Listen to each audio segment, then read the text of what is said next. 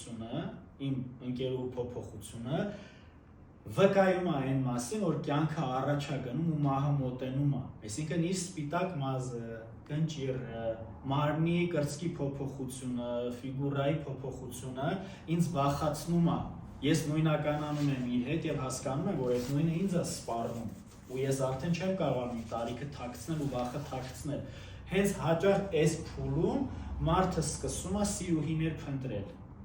նոր զուգընկերներ փնտրել ու ավելի փոքր տարիքով, հա, եթե մենք հիմա գնանք միջին տարիքի ճգնաժամի թեման բերենք այս դաշտ, ինքը հենց մենք առօրյայում ինչքան օրինակ ունենք, որ ասում են ախպեր մեծ մարդ ես էլ, այդ երեխեքից յանտուր, հենց սենց ասում են, չէ՞, այսինքն մի ենք այդ 20 քանի տարեկաների հետևից, դու արդեն 40+, 35+, 50+ ես, իրանք քեզ կսազեին երեխա, բայց այդտեղ մի հատ թաքնված պահ կա, այսինքն երբ որ 50 տարեկանը ուզում է շփվի 20 տարեկանի հետ, ինքը մահվան վախին մեջքով է կանգնում, ասում է նայի, դու ինձ չես կարա տեսնես, չես կարա տանես, որտեղ ես ջահել եմ, ես ֆունկցիոնալ եմ, ես դեռ պատրաստ եմ սերունդ տալու։